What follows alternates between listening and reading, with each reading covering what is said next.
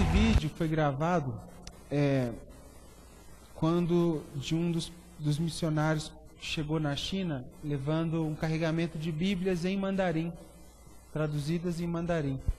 E alguém gravou esse vídeo e para nós mostra um pouquinho dessa fome que a gente está tentando buscar e encontrar pelas Escrituras.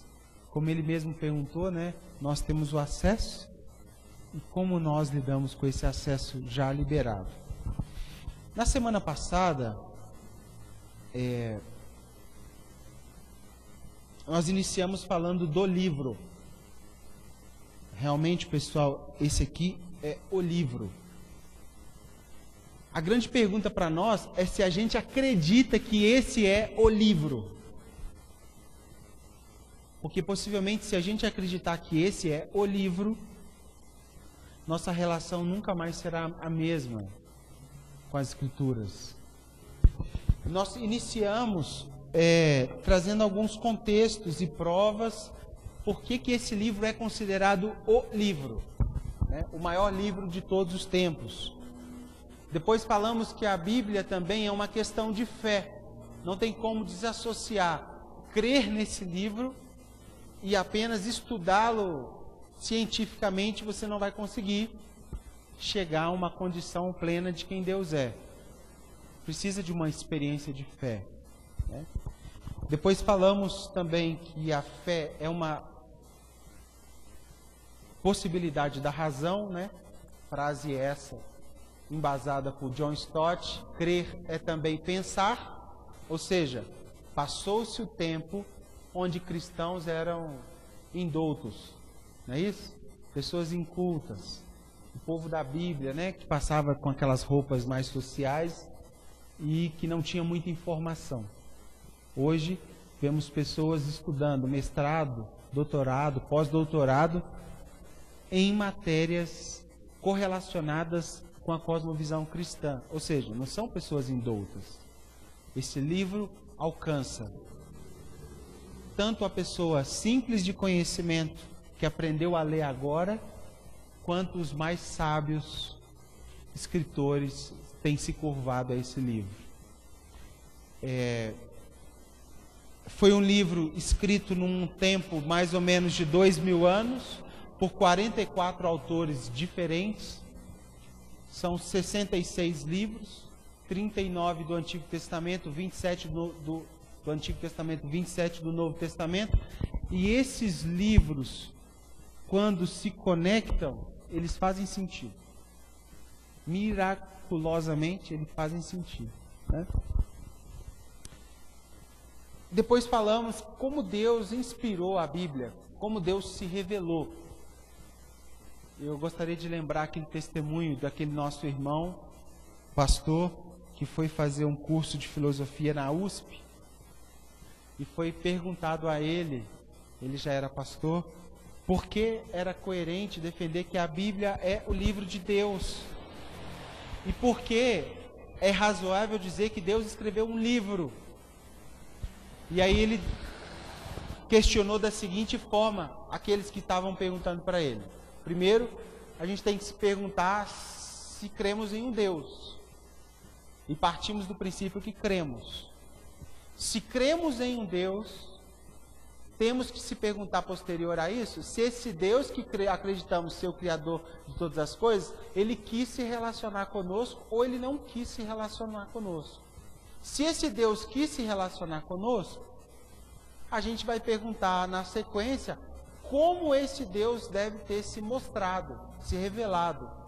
Quais são os termos dessa comunicação desse próprio Deus? Se a gente dizer que esse Deus se relaciona com todas as pessoas, com todos os seres criados e principalmente com todas as expressões religiosas que falam em nome de Deus e que ele se revela igualmente a todos, nós temos um problema.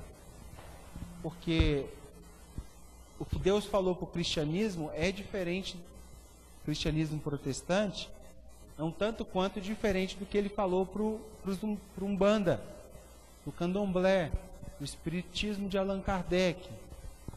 E se é o mesmo Deus a quem estamos se referindo, e ele se revela de maneira diversa a todas as culturas religiosas, no mínimo esse Deus está brincando com a nossa cara.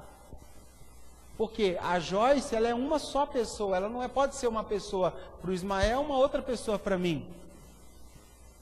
Então, para nós cristãos protestantes, é coerente dizer que o locus da revelação de Deus foi a Bíblia Sagrada. Foi o meio pelo qual ele se revelou de maneira plena. Não é isso? E nós cristãos, assim julgamos coerente dizer que Deus escreveu um livro. Como Deus se revelou então? A teologia fala das 5 expressões da revelação de Deus, né? Moral. O que é o senso moral? Senso moral é que dentro de nós já há um desejo pelo eterno.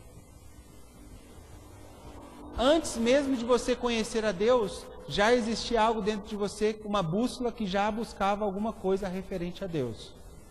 Isso está lá em Eclesiastes 3:11. Deus colocou no coração do homem o desejo pelo eterno, antes que esse soubesse o que ele realmente tinha feito. Não é isso? Nós também temos a consciência do certo e errado. Sim ou não? Quando você se converteu, ninguém precisou falar para você o que estava errado. Não é isso? Instantaneamente você já sabe que não estava legal. Depois, falamos da revelação natural. Quando contemplamos a natureza, se você for lá em Manaus e ver aquela praia, você vai ver Deus. Ver aquele barulhinho da onda assim. Se você for lá em Gramado, entrar numa cafeteria daquela e pedir um café sem açúcar, com um pedacinho de chocolate feito na hora ali, um wafer molhado no chocolate derretido, e olhar para aquelas colinas, possivelmente você terá um êxtase na presença de Deus. Não é isso? Isso nós chamamos de revelação natural. Revelação histórica. Por que histórica? Deus não chegou e psicografou esse livro. Deus foi se revelando a pessoas, essas pessoas foram vivendo coisas, e essa história das pessoas foi sendo compilada, e essa história, essa revelação histórica manifesta quem Deus é. Então, primeiro, revelação moral. Segundo, revelação natural. Terceiro, revelação histórica. A história do povo de Israel pode ser lida como a revelação de quem Deus é. Quando você estiver numa rodinha e alguém chegar para você, espertamente dizer, Deus é um só, né, irmão? Eu sou de tal religião, mas adoramos o mesmo Deus. Você levanta o dedinho e fala assim, mas de qual Deus você está dizendo? Porque esse Deus a qual você está se referindo, que eu creio, é o Deus que tem uma história, que tem uma personalidade, que pensa, que age, que tem gosto, que tem razão, que tem senso de razão. Ele deixou um livro dizendo o que ele gosta e o que ele não gosta, para você ter uma ideia. Então não é Deus é um só, mas que Deus é esse? Depois falamos da revelação do Messias, ou seja, Deus escolhe desde antes da fundação do mundo se manifestar também através de Jesus nessa terra, e ele faz isso de maneira pontual e plena através de Jesus. Ou seja, depois de Jesus não há mais nada a se falar mais completo do que a vida de Jesus a respeito de Deus. Jesus é Deus encarnado. Isso já deu pano para manga para séculos. Jesus, Deus, homem, encarnado. E por último, o que nós chamamos de revelação especial, que é essa compilação de 66 livros coerentes e que se autocompletam. Então, essas são 5 expressões da revelação de Deus que falamos na semana passada. Hoje eu queria propor um caminho seguro para nos aprofundarmos um pouquinho mais no assunto. Josué capítulo 1.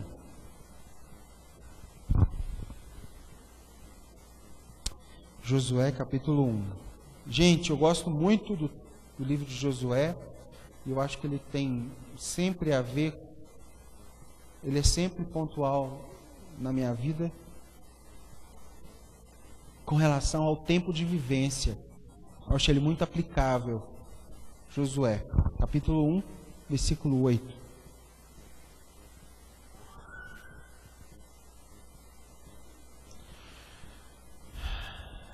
A partir do 7. Então somente esforça-te e tenha muito bom ânimo, cuidando de fazer conforme toda a lei que meu servo Moisés te ordenou. Não te desvie dela, nem para a direita, nem para a esquerda, a fim de que seja bem-sucedida com o que quer, por onde quer que andares. Não se aparte da tua boca o livro desta lei.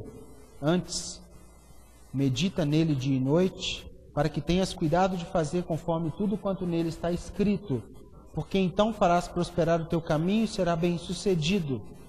Não te mandei eu, esforça-te e tenha bom ânimo, não tenha medo, não te espantes, porque o Senhor, teu Deus, está contigo por onde quer que andares. Gente, Josué e sua geração estava prestes a entrar num novo estágio de relação com Deus. E quando eu falo de Josué, se alguém tiver com bebezinho sendo gerado, pense nesse nome, porque é um nome que precisa ser muito honrado na terra. Josué, eu costumo dizer que é um homem de novas experiências. Um homem que até Josué se vivia de uma forma com Deus. A partir de Josué, Josué mostrará ao povo que existe uma nova dinâmica relacional de se viver com Deus. Até Josué, Deus era um em relação com o povo. A partir de Josué, Deus se mostra de uma nova forma.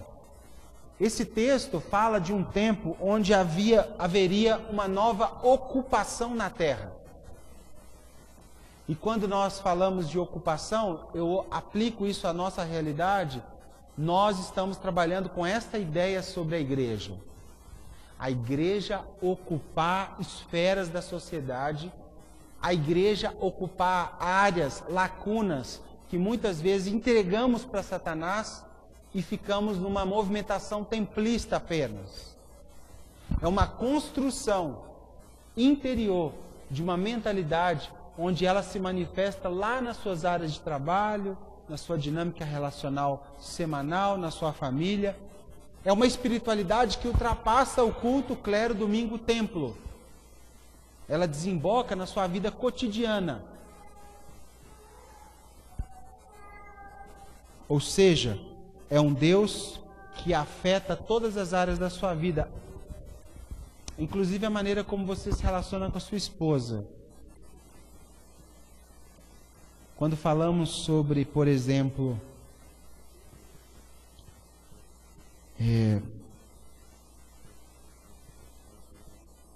a expressão de Deus, a palavra culto, cultivo, cultura, cultivo, culto, cultura, tem a ver com aquela palavrinha dominar e cultivar a terra, né? E a palavra cultivar ali é culto. Então, culto não está relacionado apenas a isso que nós estamos fazendo hoje. Isso é uma expressão de culto, de devoção coletiva.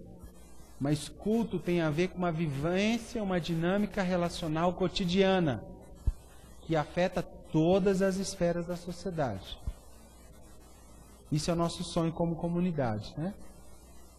Não ser um crente de domingo, mas um cristão que ocupa honestamente áreas na sociedade, que compra e que paga, que bebe, que come e que faz tudo para a glória de Deus. Já aconteceu com vocês? Você está perto de uma pessoa e ela ainda não sabe que você é crente. Aí passa um pouquinho, alguém fala assim, ele é irmão, é crente também. Aí a pessoa muda, que está perto dela, paz do Senhor.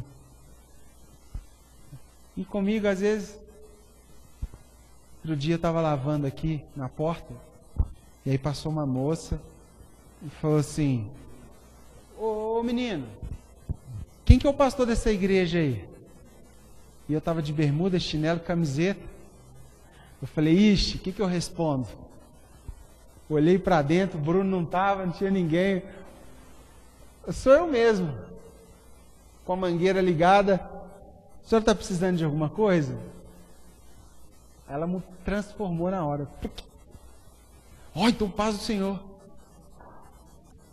Aí depois veio no meu coração assim, a mente dela de devoção está mais associada a um personagem do que uma pessoa, uma vivência da espiritualidade.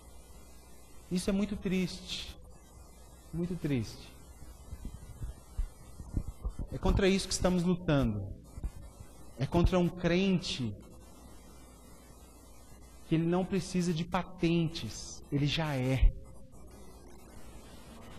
É um cristão que não precisa de um linguajar evangélico, que cheira mal, que se dicotomiza da realidade. Você chega e dá um bom dia, a pessoa começa a cumprimentar o outro. Paz do Senhor, paz do Senhor, paz do Senhor, paz do Senhor. Aí o outro não é crente, né? Aí ela, bom dia. Que isso, gente? Isso é dicotomizar, isso é segregar mais uma vez. Jesus não faria isso. Jesus beijaria todos, mas beijaria principalmente aquele que não é. Então é contra isso que estamos lutando. E Josué tem a ver com isso, porque é uma nova maneira de Deus se relacionar. Quer ver prova disso? Até Josué, todas as batalhas eram vencidas com guerra. Porém, agora com Josué, as batalhas seriam vencidas com trombetas. Não teria mais tanto sangue. Um Deus misericordioso experimentaria aquele povo de maneira especial. Josué também não trabalhava por uma causa pessoal. Não tem a ver com o meu ministério. Nem tem. Nós precisamos de um corpo que não se movimenta, cada um puxando para um lado, cada um para o seu ministério. Você é de qual ministério? Do de Jesus. Você é de qual igreja? Da igreja de Jesus. Mas você é pactuado a qual corpo? Ah, sim, eu tenho uma expressão que eu me identifico e é a igreja tal. Mas eu sou igreja de Jesus. E seu ministério é qual? O mesmo de Jesus. Nem nada mais, nem nada menos. Só faço o que vejo meu pai fazer. Josué era um cara desse, não trabalhava para ele como causa, trabalhava para uma causa coletiva, uma ocupação que beneficiaria todo um povo, né? Temos uma terra a ser ocupada, sim ou não? Sim? Gente, Belo Horizonte é uma das capitais com mais igreja evangélica por metro quadrado. Mas os índices de Belo Horizonte que temos acompanhado nos últimos 10 anos não diminuem de criminalidade, uso de drogas, prostituição infantil e vulnerabilidade social. Significa que tem algum problema com o quê? Com a nossa espiritualidade, com a nossa igreja, com o nosso ser, com a nossa maneira de ser crente. Não é isso? Porque senão, se o número de cristãos aumenta, todos os índices negativos da cidade ele tem que cair. Não é assim? Josué nos convida a essa reflexão também. Uma nova ocupação, um estabelecimento de uma nova terra, um preparo de uma manifestação última de Jesus. Jesus está às portas, diferente de tudo que já existiu.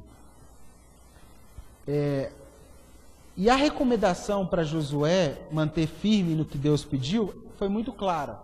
Se mantenha animado, encontre forças e se apegue a esse livro. Se apegue a esse livro. Gente, eu não sei se já aconteceu assim, quantas vezes, mas eu tenho convicção que já. Às vezes você está na sua casa, num lugar, e alguma coisa no seu coração começa a te lembrar de algum texto. E aí você sai um pouquinho, pega a Bíblia, dá uma diminuída no barulho externo e começa a ler. E à medida que você vai lendo, chega numa determinada palavra, ou frase, ou vírgula, ou ponto, que seus olhos fazem assim, ó. Puf! Já aconteceu isso? Inexplicavelmente a sua alma para naquele lugar e começa um trabalho para dentro, uma caminhada para dentro. É como se aquele texto estivesse entrando dentro de você e te levando para outros lugares. Uma reflexão mais profunda. E aí você vai, daqui a pouco você se perde no tempo, inclusive. Quanto tempo você está fazendo o que você está fazendo? E essa experiência nós declaramos assim: Deus falou comigo. Porque esse livro tem a capacidade de se conectar à realidade do nosso espírito e nos colocar de pé de novo. Tristemente, pessoas têm experiência com esse livro apenas dominicalmente, ou leem o texto que o pastor leu no domingo, semanalmente. Isso é exatamente o prognóstico para nossas igrejas continuarem sendo tocadas por ditadores, abusadores, desonestos, ladrões, desvirtuadores do Evangelho. Porque se nós não tivermos a habilidade estrutural de entender as Escrituras, nós seremos massa de manobra. Todos nós. E esse é o convite que Josué faz a nós. Vamos voltar e ser profundamente afetados, se apegue profundamente a esse livro.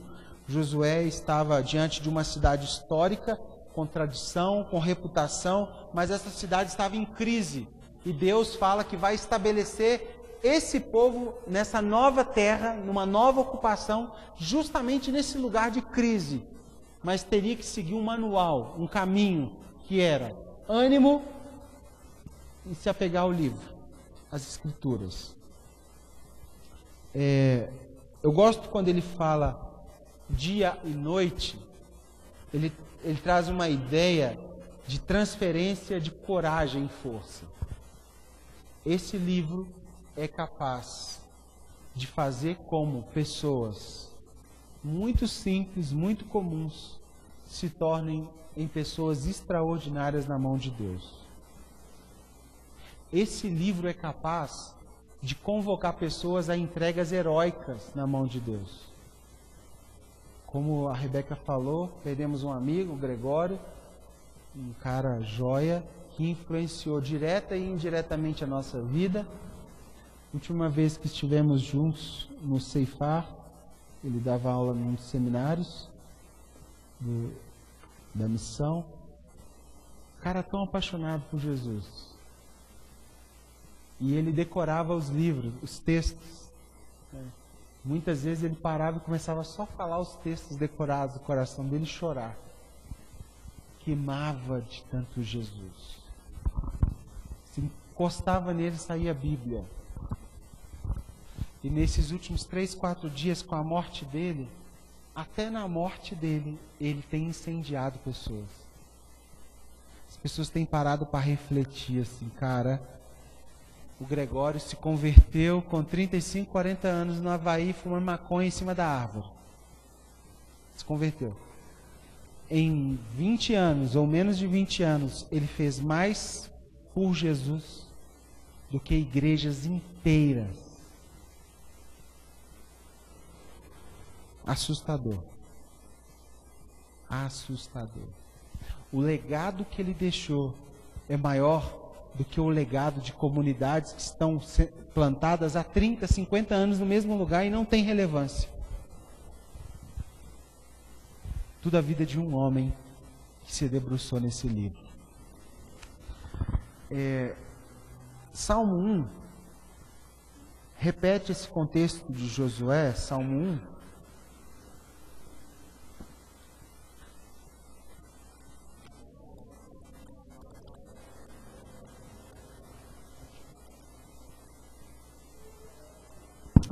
Salmo 1.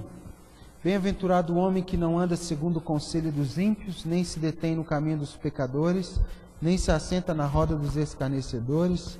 Antes, tem seu prazer na lei do Senhor, e na sua lei medita de dia e noite. Pois será como árvore plantada junto às correntes de águas, a qual dá o seu fruto na estação própria, cuja folha não cai, e tudo quanto fizer prosperará. Esse repetir dia e noite tem a ver com falar calmamente a respeito do livro, até que as pressões exteriores sejam diminuídas. Eu moro numa rua bem principal aqui no bairro, então tem muito movimento. E eu estou orando para Deus dar um novo lugar para nós. Mas o que mais me incomoda lá, pessoal, é a agitação. Você não consegue, sabe aquele silêncio que você consegue se concentrar um pouco melhor? Não existe. É barulho e barulho. O que o Salmo 1 está falando é o seguinte: tente se aproximar desse livro de tal forma que os barulhos externos sejam diminuídos, e que você escute de fato o que esse livro quer dizer. Entende? É um desafio. Acreditamos que um dos valores mais definidores no nosso crescimento como cristão é o conhecimento das Escrituras.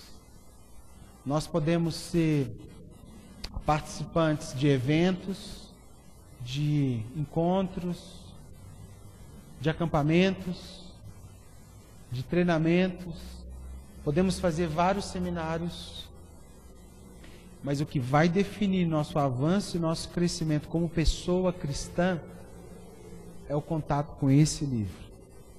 Nada mais. O Ismael é filho de um bom pastor, um cara joia, que sempre falou para ele ler a Bíblia, que sempre deu exemplo, mas nada será tão eficiente em mudar o Ismael quanto o contato dele com as Escrituras.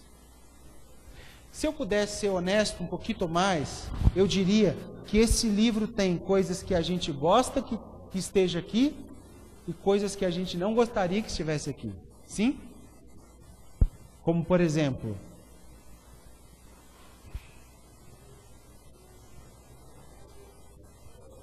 perdoe 70 vezes 7. Eu não gostaria que isso estivesse aqui.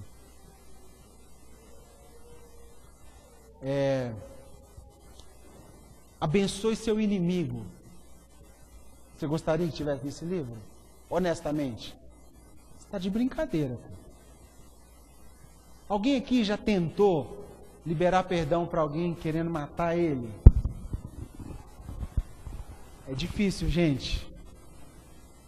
E ainda mais quando você tem o direito. Sabe quando você está advogando no seu direito? E quando você vai conversar com o irmão e fala: irmão, você acredita que aquele cara fez isso comigo? Nossa! Você tem toda a razão. Aí você sai de lá mais cheio, né? Cheio do capeta mesmo. Porque você acha que além daquela pessoa ter feito mal, você está alimentando para que você tenha razão. Só que a gente esquece que a Bíblia é um convite para pessoas que os mais maduros são os que perdem a razão e o direito. E o convite de Jesus de mostrar a outra face, não é porque ele era fraco, é porque ele era o mais forte. Então, numa briga de casamento, o que pede perdão primeiro não é o mais fraco, é o mais forte. Só que a gente acha que é o contrário. A gente faz de tudo, né? Para o outro reconhecer que a gente está errado, para que o outro chegue para nós e fale assim: não, me perdoe, por favor, eu errei nisso. Não estou dizendo que não precisa ajustar os ponteiros, né? Ó, você fez aquilo, viu? Estou vendo. Nós já falamos aquela questão do tapa na cara, né? Quando Jesus fala a outra face. O Cacá falou isso para nós há muitos anos atrás, eu nunca esqueci. Ele falou o seguinte: quando Jesus fala da outra face, é porque quando uma prostituta, uma mulher de vida fácil, ou um filho que é deserdado, ou era deserdado, o pai batia na face do outro, do filho, da outra pessoa, com o lado de fora da mão. Então ele batia assim, ó. Isso significa, saia da minha família, você é uma adúltera, você é uma prostituta, você é um zero à esquerda. Saia da minha vida, né? E Jesus fala assim, não, dá outra face, porque essa mesma mão que foi assim, ela pode voltar assim. E o tapa assim era o tapa do pai que ama, que queria que aquela pessoa se reajustasse, que tinha amor, que estava sofrendo com a dor daquela pessoa. Então ele batia, olha para mim, pá, e puxava a pessoa. Acorda, seja vivo, entende? Não é ser desonrado, mas é oferecer a face para ser honrado de novo. Então esse é o contexto do oferte a sua outra face, ou seja, busque um outro caminho de honra, né? Não se desconecte. Caminhando um pouco mais, como Deus inspirou a Bíblia, gente?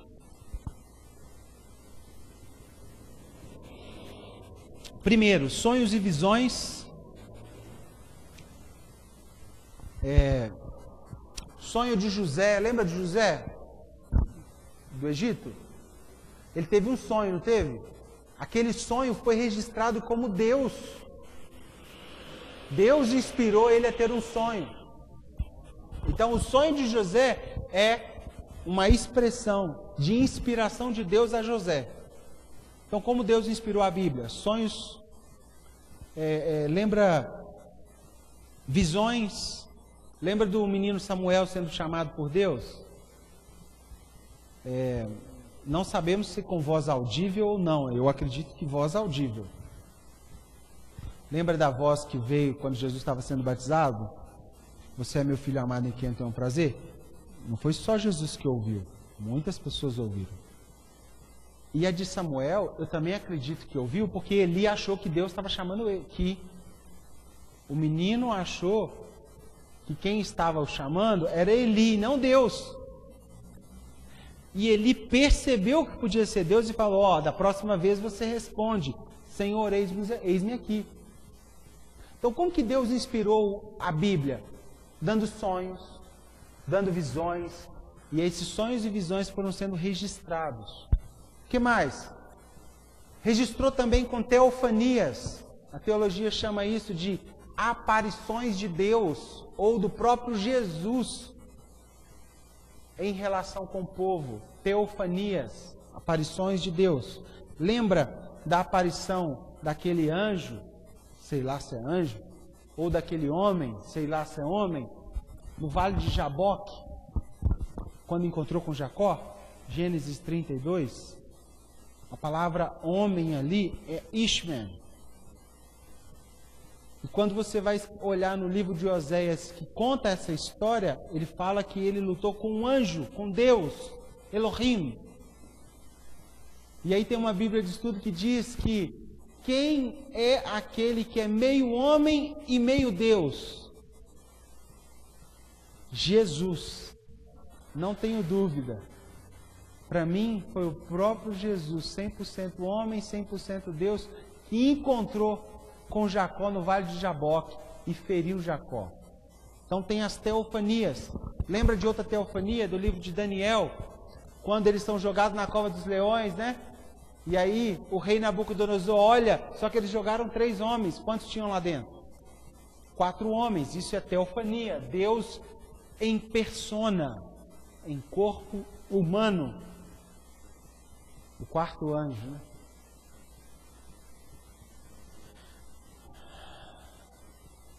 Mensagens angelicais. Lembra de Daniel, ainda no capítulo 5, que eles estão numa mesa conversando e algum anjo começa a escrever, um dedo começa a escrever na parede? E eles identificam que é um anjo dando uma mensagem angelical para eles. Então isso também foi fonte de inspiração da Bíblia. Interessante é perceber que todas essas aparições, teofanias, manifestações, sonhos, visões, mensagens angelicais, quando compiladas, elas fazem um mesmo sentido. Apontam para o mesmo lugar.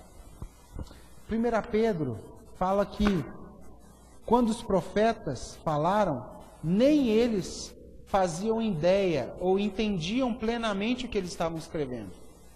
1 Pedro 1,10. Olha que interessante.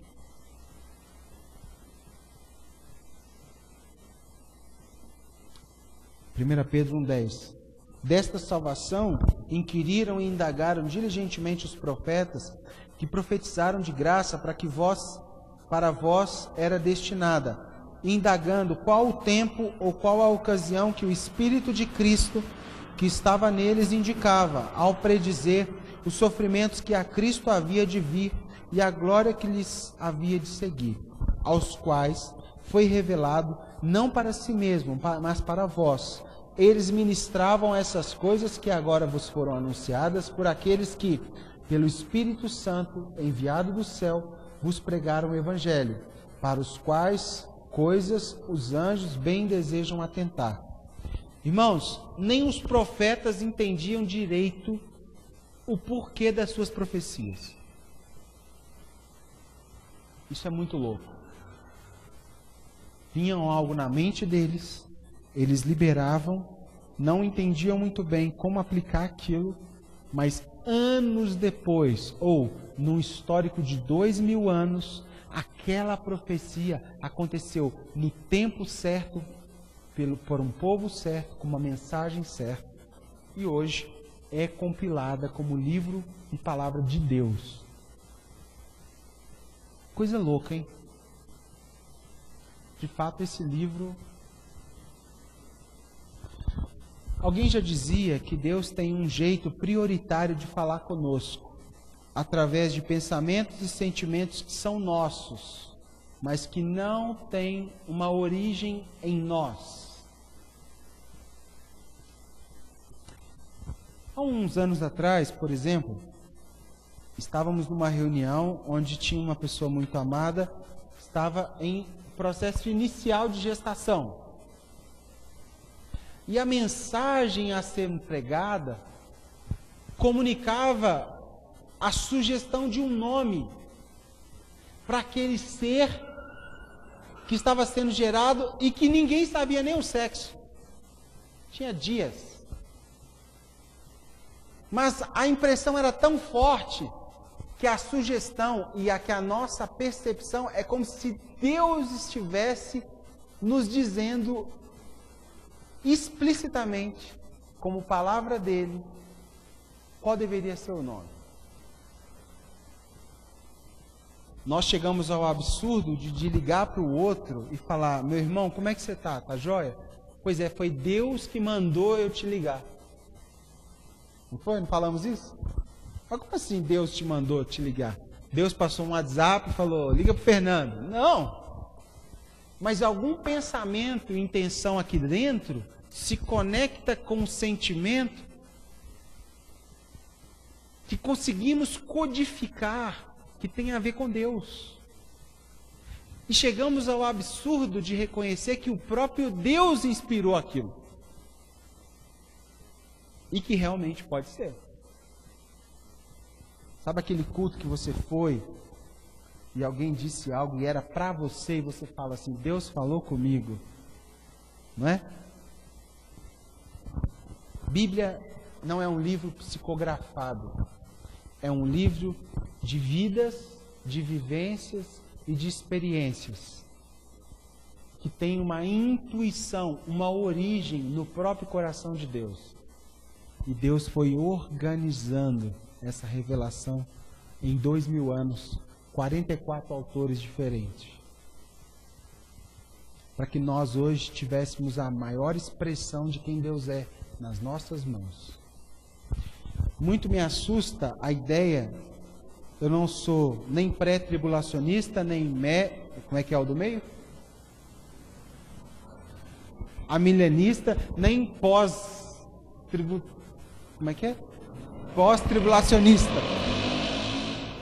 eu não tenho uma vibe definida.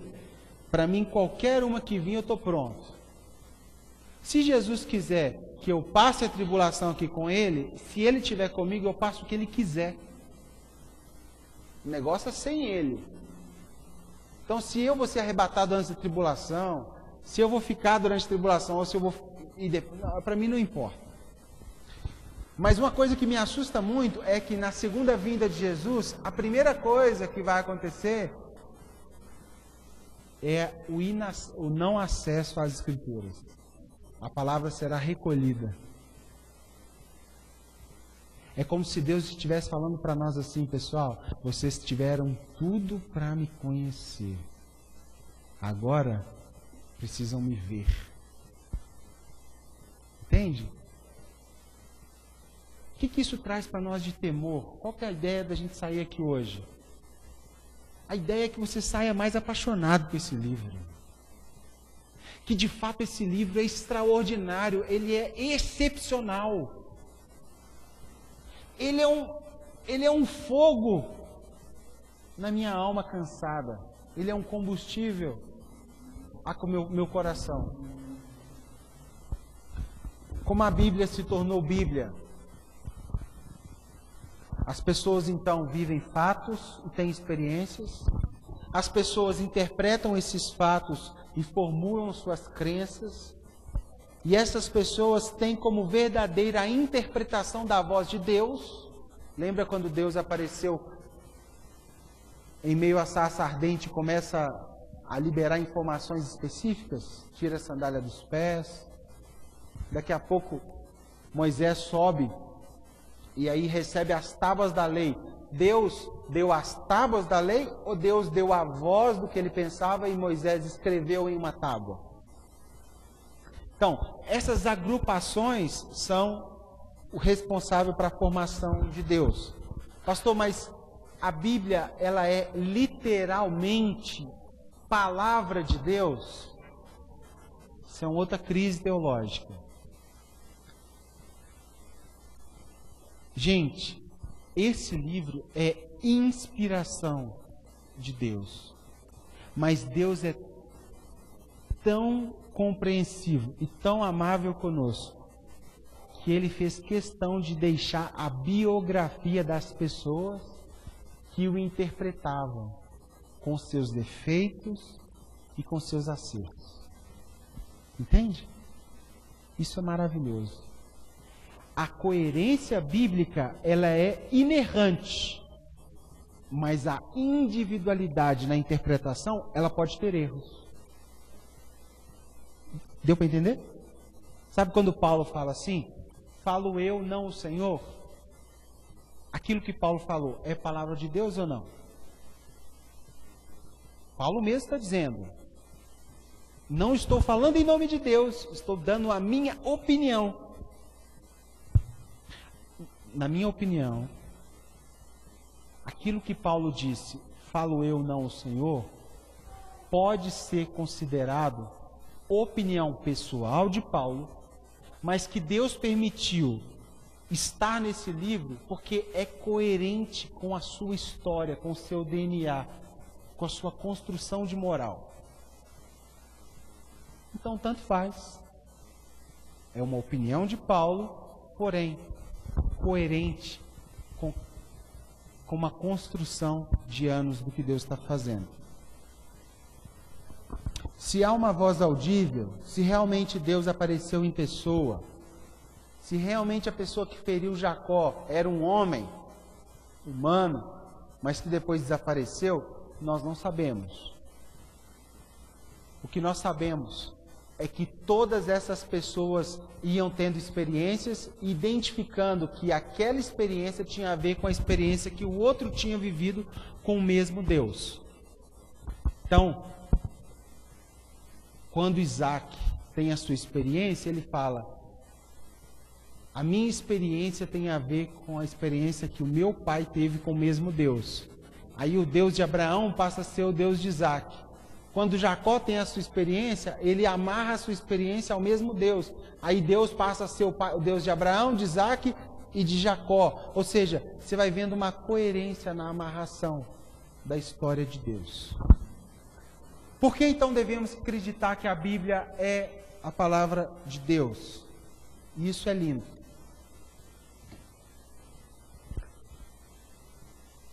Diz um teólogo chamado Carlos Mester que o fim a que se chegou explica o todo. E ele conta uma história, faz um desenho, que é muito interessante. Na explicação dele do livro, é um teólogo católico.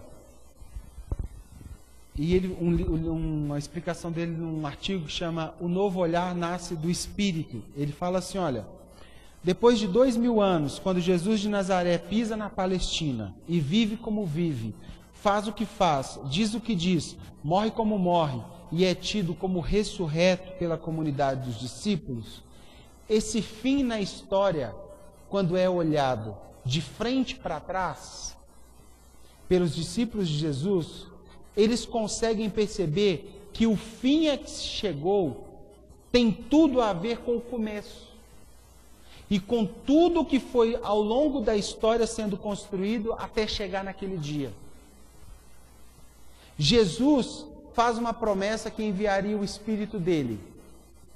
Essa promessa veio da boca de Jesus, mas já tinha sido feita pelos profetas. Por exemplo, Joel capítulo 2. Então, quando Joel escreveu, ele não sabia o que era. Mas aquilo que ele escreveu era coerente com o que Jesus falou em João capítulo 14 e que aconteceu aonde? Em Atos capítulo 2 com Pentecostes. Aí olha o que ele fala. E essa promessa já existia na tradição de Israel pelos profetas. Isso acontece em Atos com Pentecostes. E esse novo olhar do derramamento é o que faz com que toda a comunidade de Israel enxergue a coerência de todo o processo de revelação de Deus. O Pentecostes, pessoal, não foi só uma manifestação do Espírito, mas foi uma elucidação de que toda a história construída até ali fazia sentido. Isso é lindo demais. E olha o que o Carlos Mester fala. A ação inspiradora de Deus no Antigo Testamento era como um filete de pólvora cuja cor era igual à cor da terra. Antes já sabia a sua existência e o seu destino, mas não se sabia o seu traçado preciso, nem o conteúdo concreto desse traçado. Esse filete estava sendo conduzido por Deus até chegar ao fogo. No momento em que Cristo chega, morre, ressuscita e comunica o Espírito Santo e o fogo acende, o fogo se acende ou acende essa pólvora começa a iluminar de repente o traçado invisível de Deus ao longo de 2000 anos de história. E as pessoas começam a se dobrar e dizer, esse é o Cristo, esse é o Messias.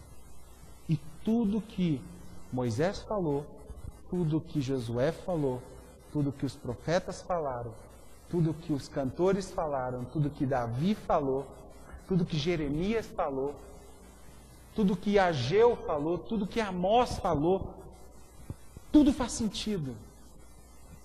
Então Carlos Mester falou que o seguinte, criação de Deus, primeiro dia, criação,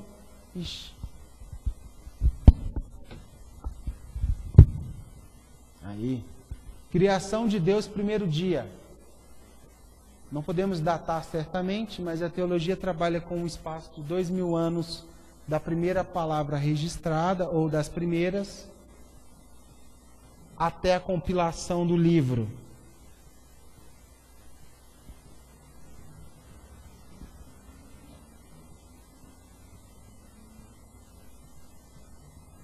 O que o Carlos Mester está dizendo é o seguinte, toda a construção da revelação de Deus, ela já existia. Só que era um filete assim. Quando Jesus vem nasce, morre, ressuscita e envia o Espírito Santo, é como se esse traçado aqui, ele começasse a ser manifesto a todos nós. E toda essa construção onde a Bíblia foi sendo formada, começa a fazer sentido no coração de todos os ouvintes.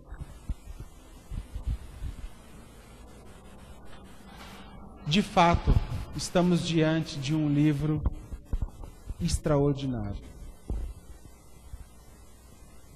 E eu gostaria muito que nós saíssemos daqui hoje com dois sentimentos. O primeiro, extasiado, assim, absurdamente extasiado com a dádiva de Deus em nos dar um livro que nos possibilita conhecer quem Ele é. E segundo, com um sentimento de responsabilidade. Como lidamos com esse livro? Com que intensidade, com que paixão, com que gosto? O último texto que eu quero partilhar, Lucas 24.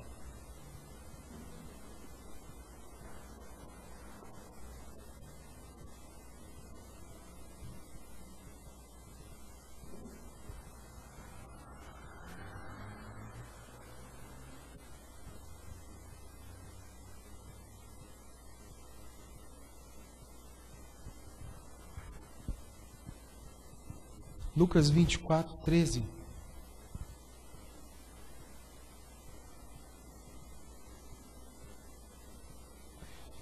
Nesse mesmo dia, iam dois deles para uma aldeia chamada Emaús, que distava de Jerusalém 60 estádios, e iam comentando entre si tudo aquilo que havia sucedido. Enquanto assim comentavam e discutiam, o próprio Jesus se aproximou e ia com eles. Mas os olhos deles estavam como fechados, de sorte que não o reconheceram. Então ele lhes perguntou: que palavras são essas que, caminhando, trocais entre vós? Eles então pararam tristes. E um deles, chamado Cleopas, respondeu: és tu o único peregrino em Jerusalém que não soube das coisas que nela têm sido sucedido nesses dias? Ao que ele respondeu: quais? Disseram-lhe: as que dizem a respeito de Jesus, o Nazareno, que foi profeta, poderoso em obras e palavras diante de Deus e de todo o povo. E como os principais sacerdotes e as nossas autoridades o entregaram para ser condenado à morte e o crucificaram. Ora, nós esperávamos que fosse ele quem havia de remir Israel, e além de tudo isso, é já hoje o terceiro dia desde que essas coisas aconteceram. Verdade é também que algumas mulheres do nosso meio nos encheram de espanto, pois foram de madrugada ao sepulcro e, não achando o corpo dele, voltaram declarando que tinha tido uma visão de anjos que diziam estar ele vivo. Além disso, alguns dos que estavam conosco foram ao sepulcro e acharam ser assim como as mulheres haviam dito. A ele, porém, não o viram. Então ele lhes disse: honestos e tardos de coração para crerdes tudo o que os profetas disseram. Porventura, não importava que o Cristo padecesse essas coisas e entrasse na sua glória? E começando por Moisés e por todos os profetas, explicou-lhes o que dele se achava em todas as Escrituras. Quando se aproximaram da aldeia para onde iam, ele fez como quem ia para mais longe. Eles, porém, os constrangeram, dizendo: fique conosco, porque é tarde e já declinou o dia. E entrou para ficar com eles. Estando eles à mesa, ele tomou o pão e o abençoou, e partindo o dava. Abriu-se então os olhos e o reconheceram. Nisso, ele desapareceu de diante deles. E disseram um para o outro: porventura não nos abrasava o coração quando pelo caminho nos falava e quando nos abria as Escrituras? E na mesma hora levantaram e voltaram para Jerusalém e encontraram reunidos os 11, os que estavam com ele. Irmãos, Emaús, o nome Emaús significa cidade das águas tranquilas. Poço de Caldas não, mas Caldas Novas, quem já foi lá? Muito parecido com Emaús, muito parecido. E o povo estava saindo de Jerusalém e indo para Emaús. Saindo de Jerusalém. O que estava rolando em Jerusalém, pessoal? Estamos juntos? Jesus está vivo anteontem. Perseguiram ele. Mataram. Crucificaram. Tiraram ele da cruz. Colocou lá no sepulcro. Os discípulos de Jesus estão falando que ele ressuscitou. Os fariseus e saduceus começam a perseguir os cristãos, dizendo que eles estavam incitando uma nova seita. E começa-se uma caça aos seguidores do Jesus Messias. Então, o pau estava quebrando em Jerusalém. Certo? Esse povo está fugindo de Jerusalém buscando o quê? Tranquilo. E diz o texto que eles estavam tristes por não terem acontecido o que tinha sido prometido. Mas não é que não tinha acontecido exatamente o que Deus gostaria que acontecesse. É aquele momento quando nós nos frustramos com Deus, porque achamos que Deus tem que fazer do nosso jeito. Deus estava fazendo, mas estava fazendo do jeito certo e do jeito dele, não do jeito que esses dois homens queriam. Né? E aí eles estavam abatidos, estavam tristes, porque a gente questiona Deus, porque ele falou que ele era o Messias, porque ele falou que ele era eu pensei que ele ia governar Israel, que ele ia pôr os fariseus no lugar dele, e ele morreu. Não sabia, né? Achavam que o reinado de Jesus era um reinado geopolítico, de força, de poder. Esqueceram que o reinado de Jesus era sobre todos os reinos. Então eles, frustrados, voltando, encontrou com um homem. Imagina a cena, pessoal.